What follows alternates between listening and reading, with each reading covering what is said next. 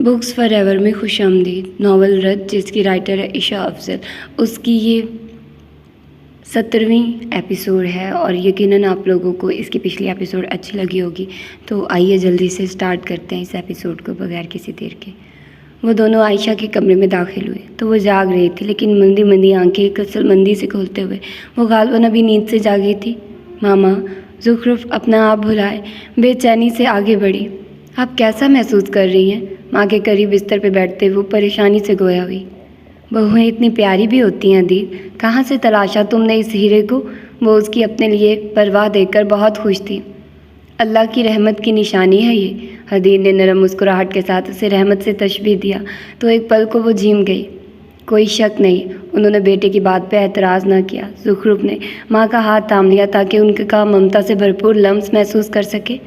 ارے بیٹا، تمہیں تو بخار ہو رہا ہے. جھلستے لمس کو اپنے ہاتھوں پہ محسوس کر کے وہ پریشانی سے بولی.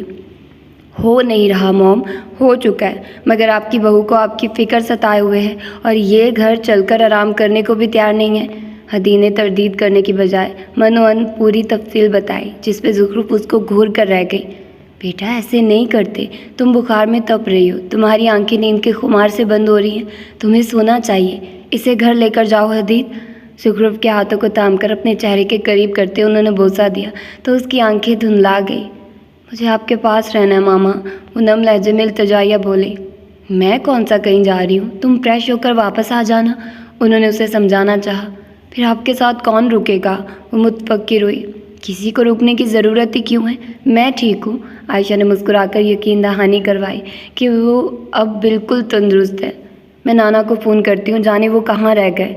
وہ عجلت میں جیکٹ کی جیب سے موبائل نکالنے لگی. کسی کو بھی زحمت نہ دو. اور حدید تم خاموش کھڑے کیا کر رہے ہو؟ جلدی سے میری بیٹی کو گھر لے کر جاؤ. اسے فون سے چھیڑخانی کرتا دیکھ وہ حدید کو جھڑکنے لگی. چلے. حدید فوری اس کے قریب آیا، مگر نکاہت کے مارے اب آواز بھی دھیمی پڑ چکی تھی. زخرف چلو. آنکھوں سے کوئی اشارہ کیا تھا کہ وہ خاموشی سے بستر سے اٹھ گئی. اپنا خیال رکھیے گا مام. اللہ کی امان میں جاؤ بچے. وہ دل سے دونوں کے لیے دعا گو ہوئی.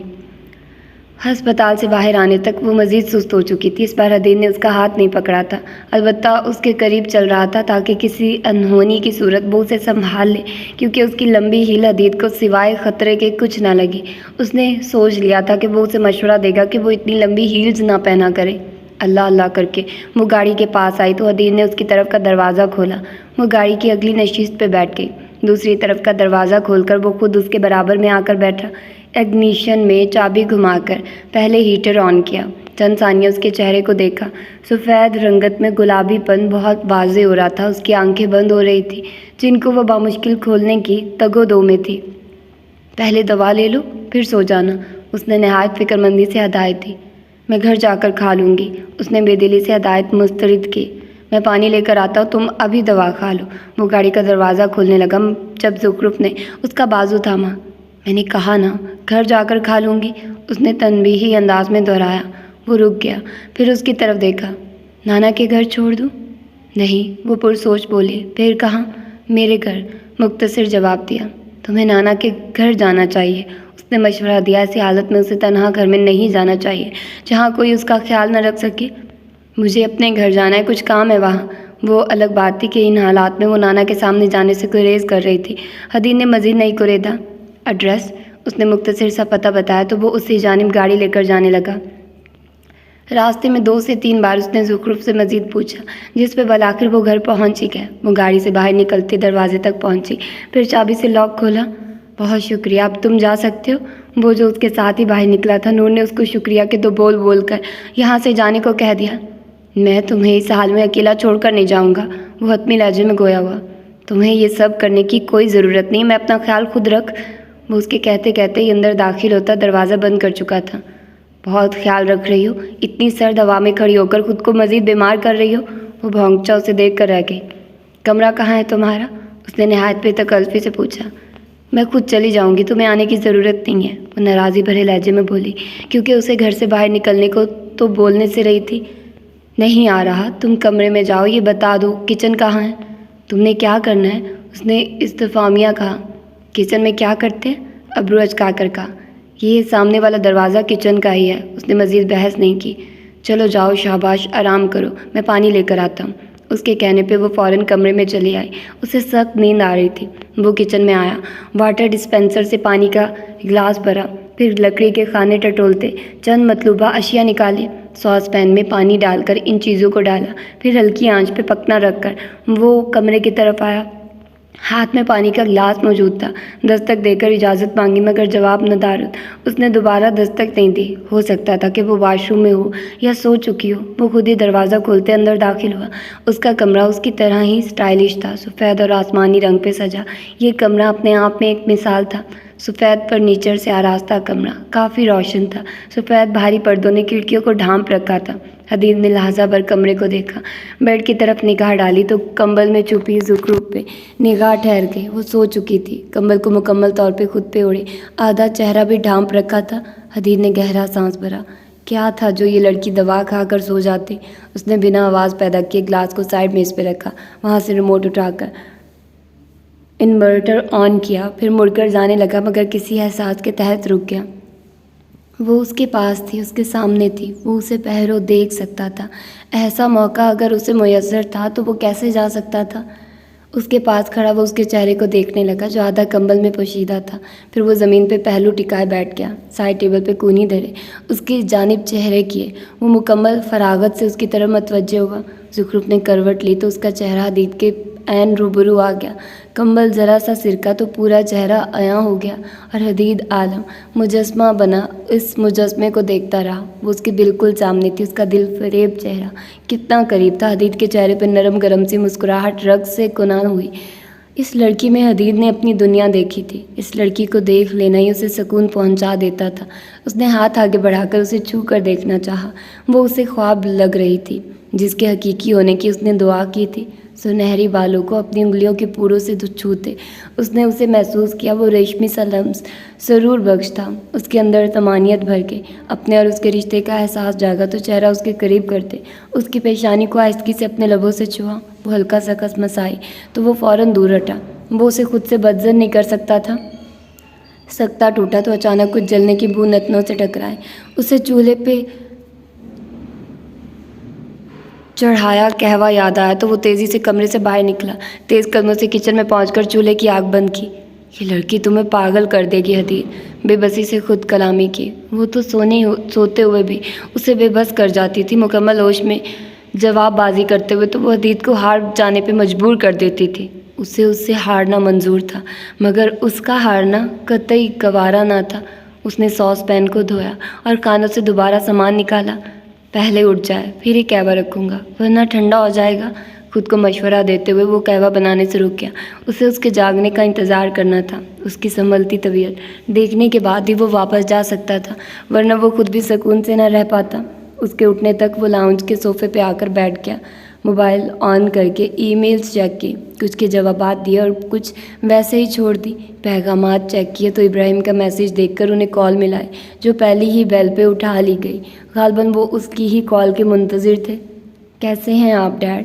حال احوال دریافت کرنا چاہا۔ میری چھوڑو، تم بتاؤ، کیا اب بہتر محسوس کر رہے ہو؟ نہایت شفقت بھرا لہجہ تھا۔ ہاں اچھا محسوس کر رہا ہوں۔ اس کا معصوم چہرہ سامنے آیا تو رگ رگ میں اطمینان پھیل گیا۔ واپس کب آؤ گے؟ ان کے انداز میں بے چینی عیاں تھی۔ کچھ وقت لگے گا ڈیڈ، آپ بے فکر رہیے، میں یہاں سے ہی سب ہینڈل کر رہا ہوں، بس آپ یا کنزا ایک دو بار آفس چکر لگا لیں۔ وہ تاکید کرنے لگا۔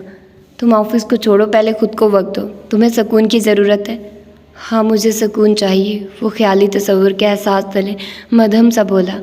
وہ الگ بات تھی، سکون کے لفظ پہ ایک ہی نام اس کے دل و دماغ میں چھایا تھا، وہ لڑکی جس میں حدید کا سکون پوشیدہ تھا، اس کی شریک حیات زخرف نور۔ لقمان کی قبر پہ جا کر روئے تو نہیں؟ وہ کچھ جاننے کے متمنی تھے۔ آپ نے مجھے رونا نہیں سکھایا ڈیڈ، وہ مضبوط لہجے میں بولا، مگر اب کی بار رو لینا بیٹا، آنسو بہہ جائیں تو دل ہلکا ہو جاتا ہے، مقابل نے تاکید کی تھی۔ اب کی بار رویا تو کوئی چپ نہیں کروا پائے گا۔ کیسے اذیت بھرے الفاظ تھے، اس کے لہجے میں کیسا درد تھا، کوئی سن لیتا تو موم ہو جاتا، پگھل جاتا، اس کے درد میں گھل جاتا، اس کا مرہم بن جاتا۔ میں تمہارے ساتھ ہوں ہمیشہ، انہوں نے یقین دہانی کروانی چاہی۔ جانتا ہوں، چلو میں فون رکھتا ہوں، بائے ڈیڈ۔ ابراہیم وجدانی سے بات کرنے کے بعد وہ کچھ بہتر محسوس کر رہا تھا۔ اس جملے کی بازگشت اسے اپنے کانوں میں سنائی دینے لگی۔ وہ جملہ بہت بھاری تھا، بھلا ایک جملہ اتنا بوجھل بھی کر دیتا ہے۔ اب کی بار رویا تو کوئی چپ نہیں کروا پائے گا۔ وہ واش روم جانے کی غرض سے اٹھی تھی۔ فریش ہونے کے بعد وہ کچن میں جانے کی نیت سے دروازے تک آئی تھی، مگر ان الفاظ نے اسے منجمد کر دیا تھا۔ تم ویسے نہیں ہو حدید جیسے دکھتے ہو، وہ زیر لب بڑبڑائی۔ پھر دروازہ کھولا تو حدید کا دھیان بھٹکا۔ اس نے فوراً سے قبل فون ٹیبل پر رکھا اور اٹھ کھڑا ہوا۔ کہاں جا رہی ہو؟ وہیں کھڑے سوال کیا۔ دوا کھانے، اس سے نظریں چراتے ہوئے کہا۔ میں نے پانی اندر رکھ دیا تھا، دوا بھی وہیں پہ ہے۔ مجھ سے بتا رہا تھا، جتا نہیں رہا تھا، مگر زخرف کو اندر کچھ چپتا محسوس ہونے لگا۔ معلوم ہے مجھے کچھ اور چاہیے، چاہ کر بھی وہ سختی سے بات نہ کر سکی۔ ہاتھوں میں دوا تھام رکھی تھی۔ مجھے بتاؤ کیا چاہیے، میں لا کر دیتا ہوں، وہ اس کے قریب آتے ہوئے نہایت ہمدرد لہجے میں بولا۔ تم بھول رہے ہو یہ گھر میرا ہے، نہایت مدھم آواز میں احتجاج کیا۔ ہسبینڈ وائف میں تیرا میرا نہیں ہوتا، اس نے کھلے دل سے اس کا جملہ برداشت کر کے جواب دیا۔ اس رشتے کو بار بار جتلانے کی وجہ پوچھ سکتی ہوں؟ اس نے جھنجھلا کر پوچھا۔ چند گھنٹوں پہلے ہوئے نکاح کو وہ کتنی بار جتلا چکا تھا تاکہ تمہیں یہ رشتہ یاد رہے، اس نے سادگی سے جواب دیا۔ اس پیچیدہ انسان کے جواب اتنے سادہ سے ہی ہوتے تھے۔ پیچھے ہٹو، اس کی بات کا کوئی جواب اس کے پاس موجود نہ تھا۔ نہیں، جواب تو موجود تھا، مگر وہ اسے کہنے کی ہمت نہ کر پائی۔ وہ کہہ نہ سکی کہ یہ صرف ایک کانٹریکٹ میرج ہے جو اس کی ماں کی یادداشت کے ساتھ ہی ختم ہو جائے گی۔ وہ چاہ کر بھی اس سے سخت لہجہ اختیار نہیں کر پا رہی تھی۔ وہ کچن میں آئی تو وہ اس کے پیچھے ہی چلا آیا۔ وہ کیبنٹ سے چمچ نکال رہی تھی۔ ان کا کیا کرو گی؟ اس نے اچنبھے سے پوچھا۔ کچھ تو کروں گی۔ وہ چمچ لے کر کچن سے جانے لگی تو وہ اس کی راہ میں حائل ہو گیا۔ ڈونٹ ٹیل می زخرف کہ یہ جو میں سوچ رہا ہوں وہ درست ہے، وہ نفی میں سر ہلاتے ہوئے کہہ رہا تھا۔ اور تم کیا سوچ رہے ہو؟ تجسس کے ہاتھوں مجبور ہو کر پوچھا۔ تم دوائی پیس کر کھاتی ہو؟ تیزی سے جملہ ادا کیا۔ ہاں تو تمہیں کوئی مسئلہ ہے؟ شرمندگی کو چھپانے کی کوشش کرتے ہوئے دھڑلے سے کہا۔ یار چھوٹے بچے بھی ایسے ہی گولیاں نگل لیتے ہیں، وہ اسے سمجھاتے ہوئے بولا۔ مجھ سے نہیں نگلی جاتی، میں کیا کروں؟ وہ روحانسی ہو کر بولی۔ ماما بھی اس کو بار بار کہتی تھی کہ نور، جس کسی کو بھی علم ہوگا کہ تم دوائی پیس کر کھاتی ہو وہ تم پہ ہنسے گا، مگر وہ نہیں ہنسا تھا۔ اوکے ریلیکس، لاؤ میں پیس دوں، اپنا ہاتھ اس کے سامنے پھیلاتے ہوئے کہا تاکہ وہ مٹھی میں بند دوا اس کے حوالے کر دے۔ تم سے نہیں ہوگا، وہ معصومیت سے بولی۔ اس میں کون سی راکٹ سائنس ہے، لاؤ دو مجھے۔ اس نے لب کاٹتے دوا اس کی چوڑی ہتھیلی پہ رکھی۔ باہر جا کر بیٹھو، میں پیس کر لاتا ہوں۔ پانی، نچلا لب کاٹتے ہوئے کہا۔ پانی بھی لاؤں گا یار، فکر کیوں کرتی ہو، وہ مسکرا کر بولا۔ زخرف نے پہلی بار اس کی مسکراہٹ پہ غور کیا۔ نہایت بے ریا اور سامنے والے کو گھائل کر دینے والی مسکراہٹ تھی اس کی۔ زخرف نے نظروں کا رخ تبدیل کر لیا۔ وہ آہستہ چال چلتی لاؤنج میں آئی، پھر آلتی پالتی مار کر صوفے پہ بیٹھ گئی۔ سونے کے باعث اس کی طبیعت قدرے بہتر ہو گئی تھی۔ دوا کھا کر مزید بہتر ہو جانے کے امکانات تھے۔ وہ دوا پیس کر لایا، اس کے سامنے ٹیبل پہ پانی رکھا۔ زخرف پانی اٹھانے لگی تو اس نے ٹوک دیا۔ رکو لڑکی، پہلے اس میں تو پانی ڈال کر حل کر لوں۔ میں کر لوں گی، آواز میں دبی دبی التجا تھی۔ میں کھانے نہیں لگا، یقین کرو اتنی کڑوی دوا کھانے کا مجھے کوئی شوق نہیں ہے، اس کے ہاتھ سے پانی کا گلاس لیتے وہ مذاق کرتے ہوئے بولا۔ پھر اس نے پانی کا ایک چھوٹا سا گھونٹ چمچ میں موجود سفوف پہ ڈالا اور دائیں ہاتھ کی انگلی سے بامشکل اسے اچھی طرح حل کیا۔ چلو شاباش، منہ کھولو، اس نے چمچ زخرف کے منہ کے آگے کیا تو وہ تیزی سے دوا منہ میں ڈالتے اس کے ہاتھ سے گلاس کھینچتی سارا پانی پی گئی۔ اس کا انداز قدرے مضحکہ خیز تھا۔ حدید زیر لب مسکرایا۔ جب وہ دوائی کھا یا شاید پی چکی تو وہ مستفسر ہوا۔ کڑوی تھی؟ زیادہ نہیں، چہرے کی عجیب زاویہ بناتے وہ معصومیت سے بولی۔ حدید بلا ساختہ مسکرایا تھا وہ، پھر اس کی مسکراہٹ ہنسی میں تبدیل ہوئی تھی۔ زخرف نے بھی خود کو ہنستا پایا۔ کون یقین کرے گا کہ دی گریٹ زخرف نور بچوں کی طرح دوا کھاتی ہے؟ ہنسنے کے دوران وہ اس سے مخاطب ہوا۔ تم میری تعریف کر رہے ہو یا طنز؟ زخرف کی ہنسی کو یکدم بریک لگی۔ تعریف میڈم، آپ پہ طنز کرنے کی جرأت ہے مجھ میں؟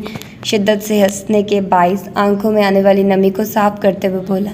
اسے تو ابھی تک برلن والا مذاق نہیں بھولا تھا، کچھ جا کہ وہ دوبارہ ایسا کچھ کرتا۔ چلو اب جا کر آرام کرو، یہاں ٹھنڈ ہے، اور تمہاری جیکٹ کہاں ہے؟ جیکٹ تو کمرے میں ہے، تمہیں بھی کمرے میں ہونا چاہیے، میں تمہارے لیے قہوہ بنا کر لاتا ہوں۔ وہ صوفے سے اٹھ کر جانے لگا تو زخرف نے اس کا بازو تھام لیا۔ مت کرو یہ سب، وہ التجائیہ بولی۔ حلق سے بامشکل آواز نکالی تھی، ورنہ آنسوؤں کو روکنے کی کوشش میں ہلکان گلے سے آواز تک نہیں نکل رہی تھی۔ جانے وہ اتنی حساس کیوں ہو رہی تھی؟ کیوں؟ اس کے تھامنے پہ وہ تھم کر پوچھنے لگا۔ کیونکہ یہ مجھے پچھتاوے میں مبتلا کر رہا ہے۔ اس کے رکنے کی یقین دہانی کے بعد اس نے اپنا ہاتھ پیچھے ہٹا لیا۔ اپنی انگلیوں کو مروڑتے ہوئے وہ بہت بے بس اور شرمندہ سی دکھ رہی تھی۔ کون سا پچھتاوا؟ لا علمی سے استفسار کیا۔ وہ سلوک جو میں نے تمہارے ساتھ برتا، چہرہ جھکا کر بولی۔ تم حق بجانب تھی زخرف، پچھتاؤ نہیں۔ اس کے سامنے ٹیبل پہ پہلو جماتے وہ اسے ہر پچھتاوے سے بری کرنے لگا۔ وہ خاموش ہو گئی۔ جب خاموشی تول پکڑنے لگی تو وہ اٹھنے لگا۔ سنو، اس کی آواز پہ وہ دوبارہ پہلو ٹکا گیا۔ تم نے ایک بار بتایا تھا کہ تم جانتے ہو کہ تمہارے بابا کا قاتل کون ہے؟ براہ راست اس کی آنکھوں میں دیکھ کر پوچھا۔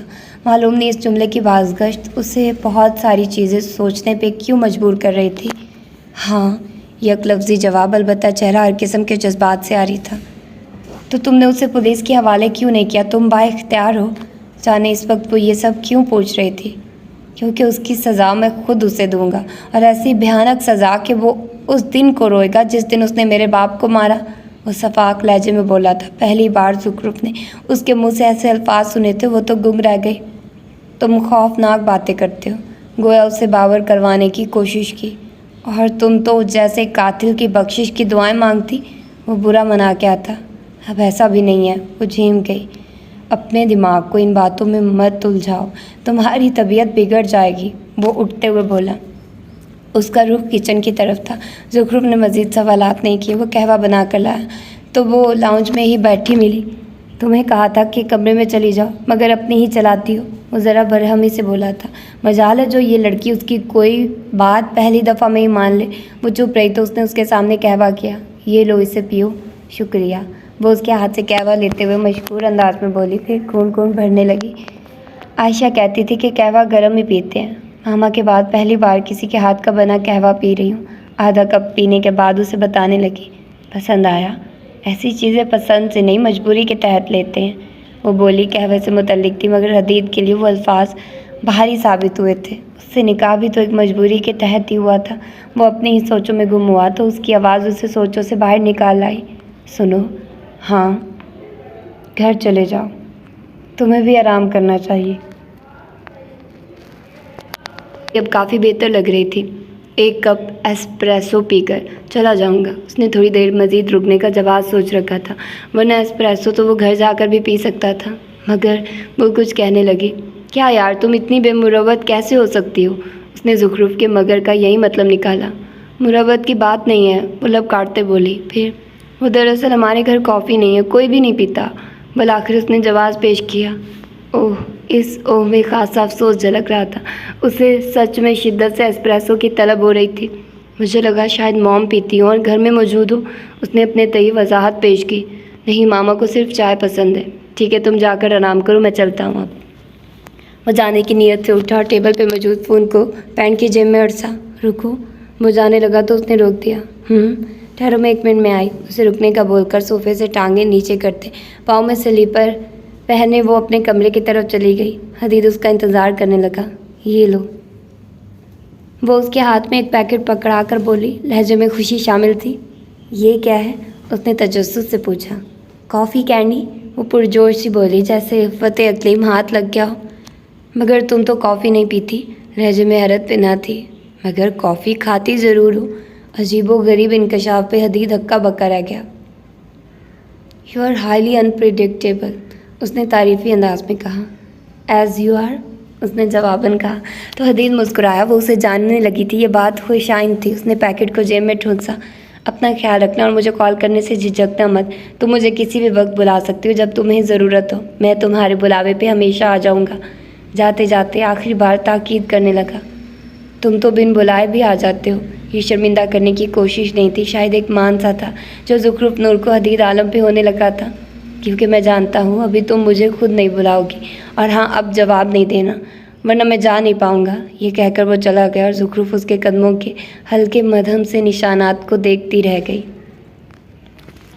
دانیال کمال چوتھی منزل پہ موجود اپنے آفس میں بیٹھے تھے جب دروازے پہ دستک ہوئی۔ انہوں نے اجازت دی تو مقابل سر جھکائے مؤدبانہ انداز اندر داخل ہوا۔ بیٹھو۔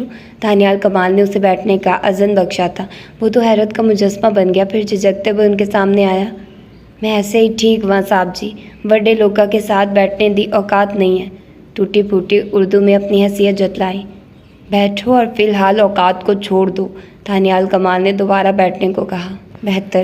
وہ خادم تھا، حکم کا غلام، سو مالک کے حکم پہ بیٹھ گیا۔ تمہارے ذمہ ایک کام لگانا ہے، اگر تم نے صحیح طرح وہ کام کیا تو انعام ملے گا، باروب اور سنجیدہ لہجے میں بولا۔ جی صاحب جی، تہاڈا حکم سر رکھا تھے۔